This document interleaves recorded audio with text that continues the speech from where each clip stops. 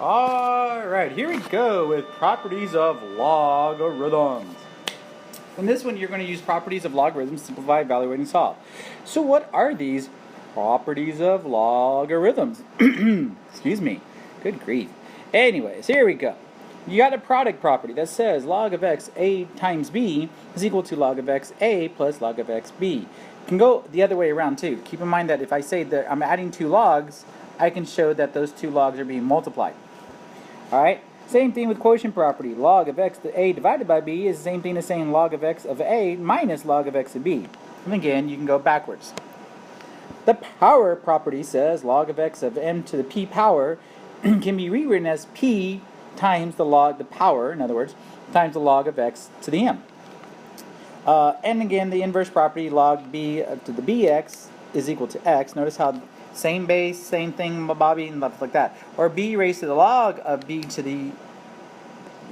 raised to the power of log base b of the x is equal to just x. So how do these all get applied? Well, that's a very good question. I'm glad you asked. Alright, so here's a simple one. Log base 3 of 20 minus log base 3 of 4. Let's first see if we can simplify this. Okay? So, and get it to, now, a lot of these, at the beginning, they're problems that you could probably do in the calculator just as they're written, but the point is we're trying to use the properties so that way we can start using them for more difficult examples like equations. So here I'm saying log base 3 of 20 minus log base 3 of 4. Well, again, the minus means I can divide the 20 and the 4. And so log base 3 of 20 divided by 4 is log base 3 of 5.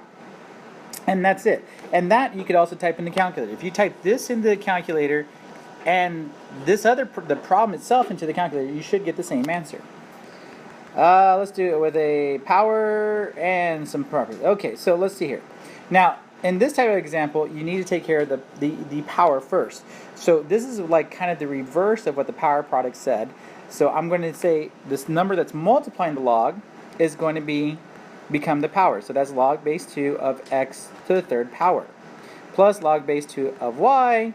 And guess what? I can multiply those two, so I can simplify this down to one log of log base 2 x cubed times y.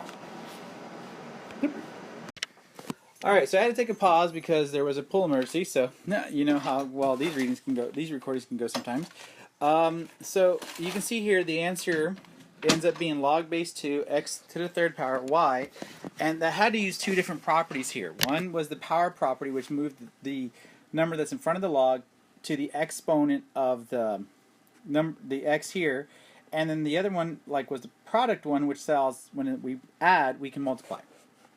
Alright, so let's look at another one. Pop, pop, pop, pop. Oh, look, what is this? Now we can start, evaluating some of these problems.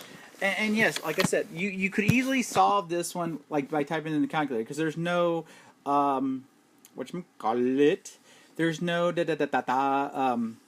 variables. But what I want y'all to kind of start practicing is trying to see how these ideas can relate, so that way when you do get the variables, you are able to apply the properties.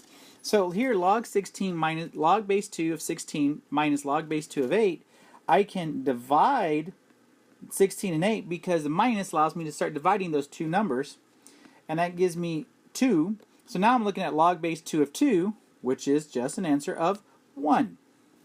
And it would easily come out like I said, you could type this into the calculator and you would still get that same answer. But the point is that way we start using the properties.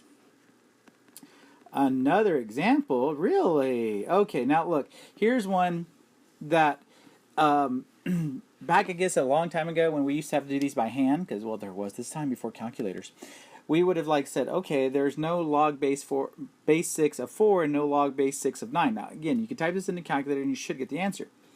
But if I multiply those two, because when I have a plus, I can multiply those two numbers, I get log base 6 of 36, which we now know log base 6 of 36 is just 2, because 6 squared is 36. So there you go. So you can kind of see some of the simple examples that you can have right there and kind of go from there. Alright, now here we have another one using the power property. Okay, I want to get rid of this 6. Okay, so log base 2 of 32 raised to the 6th power. 32 raised to the 6th power might be even something too much for the calculator to do. So I move the 6 over to the front. Now I'm using the exponent property or the power property in a slightly different way. And then I can say, okay, what's log base 2 of 32? Well, that's 5. And now I can say 6 times 5 is 30. Again, all these properties we're trying to use to some extent to see how we can benefit or use them into the... you can see here, move the 20 over. And then I can find out that log base 8 of 4 is 2/3. And then I can say 2/3 times 40, or 2/3 times 20 gives me 40/3.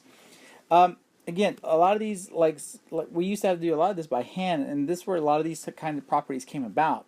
And then at the same time, we are doing these so that we can maybe also use them when we get to the variables. Apparently I have to let a guest in, so there might be a little bit of a guest speaker in a minute. Alright, so now let's look at something with a little bit of a variable.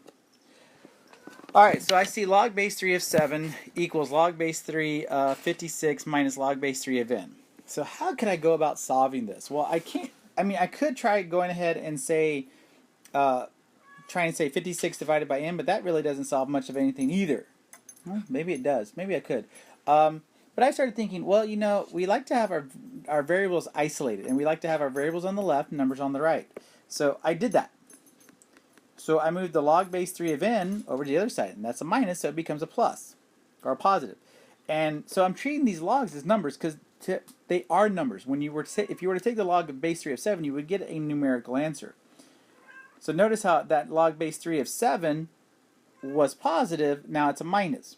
Well, what can I do with a minus? Oh, I can divide. You don't say. 56 divided by 7 is 8. Well, let's try that again. Okay.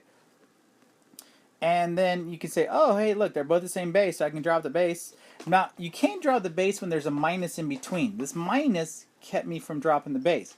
But at this point, I can get rid of, the log. But now, at this point, it's just log base 3 of n equals log base 3 of 8, and I can drop that log and say n equals 8. Bada bing, bada boom, there it is, very done. Okay? I'm not necessarily saying this might be the only way, but this is what I saw. Might be a slightly different way, but if you're more than welcome to ask me questions about that later, well, I'll be more than happy to answer those questions, as always. Alright, last example. Yay! Okay. So same idea here. I want to get the log base 2 of 4x by itself. So I'm going to move the log base 2 of 5 over to the other side. Oh, there was a 40. Oopsie, almost forgot the 40. Okay, so notice there, that becomes a minus. And then, okay, I can combine those two and say 40 divided by 5, which is 8. And now I can get rid of the log because now they're the same log. And there's a property that says the reason why I can get rid of these like this, because they're there, is because I can say I can raise them both to the 2 power, and that allows me to get rid of this like that, and I would have 4x equals 8, and then I can say x equals 2, and there you go. So y'all can kind of see how that works, and that's really pretty much it. Again, if y'all have any questions, I'll be more than happy to answer those. But thank y'all so much. Y'all take care.